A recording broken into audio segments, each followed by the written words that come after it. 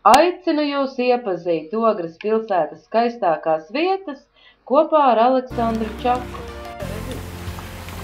Ogre ir mana pilsēta. Kur tad, ka jūs tā steidzaties? Tā Rīgas pirmajā stacijā pie biļešu kases rindā stāvot, kāds vecāks kungs centās iztaujāt gados mazliet jaunāku džentelmeni. Nerunā gari, jauneklis atrūca un pirmais nokļūs pie kases, iekliedza lodziņā. 8:03 līdz Ogrei. Skanēdama nobira latu rinda, un vīrietis ar 2 draugiem, 5 mečām bija pazudis drūzmā uz vilciena pusi. Jā, skaistās vasaras svētdienā uz Ogri atbraukt nav prieks vien, bet arī varonība. Pūš nosvīdušie rīdzinieki. Tas laikam tāpēc, lai ogrinieši varētu būt vēl lepnāki. Mēs lūk šeit dzīvojam, bet jūs tikai kā slāpstošas zivis meklējaties veldzējoša malka, kur paglābt izžuvušo muti. Un ogrēniešiem ir par ko lepoties. Kur ir vēl otra tik skaista upe kā Ogre? Kur vēl tik skaisti zili sili un kalni kā Ogrē? Un beidzot nosauciet man to kurortu, kuram kūmās stāvējusi Katrīna I. Tā ir Ogre, jums jāatbild. Kas no Ogrē par retumiem? Daži skeptiski jautās. Ir gan un ļoti interesantas lietas. Ejot cauri Ogrei, paveras brīnumjaukas ainavas. Var redzēt brīnumdaļās vasarnīcas, kas visas atgādina saules pielijušas mazas pilis.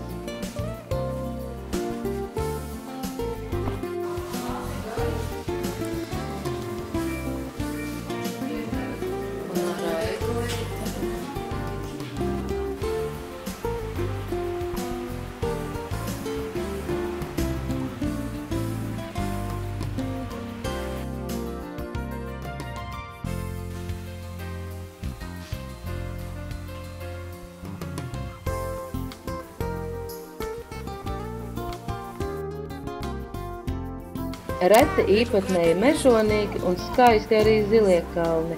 Tos vērts apmeklēt nevien ziemā. Arī vakar pa stāvām nogāzēm rāpās simtiem izbraucēji, kas gribēja, lai visa Ogre viņiem būtu pie kājām, bet galva, lai būtu vienā augstumā ar Zemgales siliem pāri Daugavai.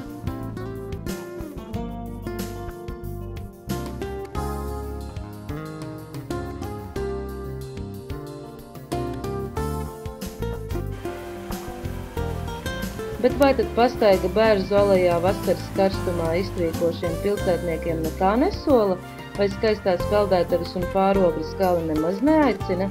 Ja visus šos jautājumus mums liktu reizē atbildēt vakardienas izbraucēji tūkstošiem un arī lepnajiem ogrēniešiem, viņi vienā balsī sauktu un kā vēl?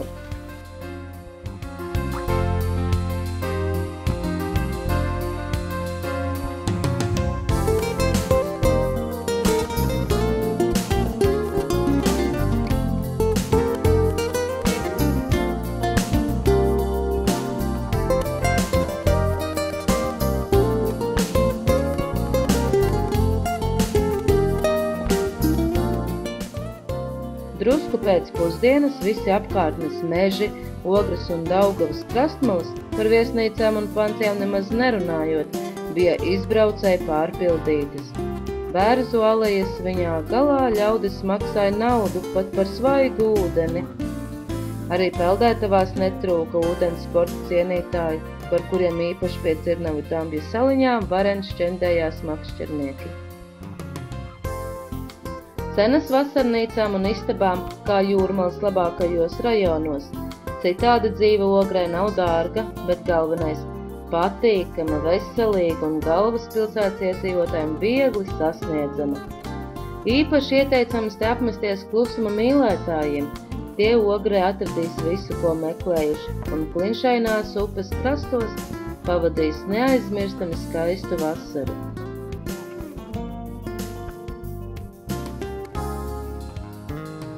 Savās atmiņās par bērnību Ogrē kavējās godātais Jānis Špakauska kungs, kurš ir izveidojis zaļāko, krāsaināko vietu Ogrē – dendroloģisko parku Lazdukalnu.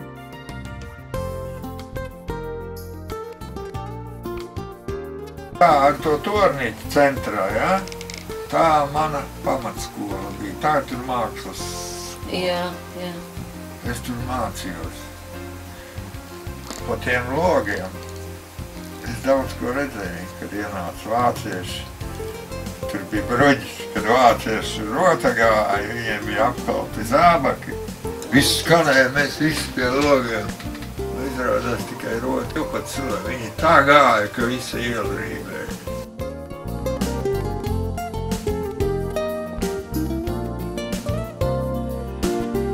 Slēpoja Zilos kalnos ārlietu munteri, atceros Lūmeņa laikiem. Man puika bija mamma caur logu rādu Bākskalnā tāds munters, tad ārlietu. Kungi jau tad slēpoja, jo varēja slēpes nopirkt. Vislabāk man patika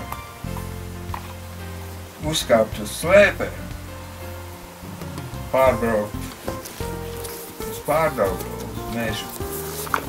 Uz skaisti sniegi bija vēl zaroši palikuši. Un tad, tā bija mana bohēma. Es braucu un priecājos. Un tad man tā mūzika skanēja, ko es krogos biju saklausījies. Pat Armstrongu. Un saprotiet, tā dzīve pagāja. Un ko es jums varu pateikt? To parku es uzsāku. Sieva Zatlers mums arī diplomu iedeva par parka izveidu. Šeit zilo kalnu rīts, sapņu miglā tīts, šeit draugus kopā, tur likums nerakstīts, šeit Daugava rogri, šeit 4 baznīcu torņi, šeit 2 sirdis satiekās.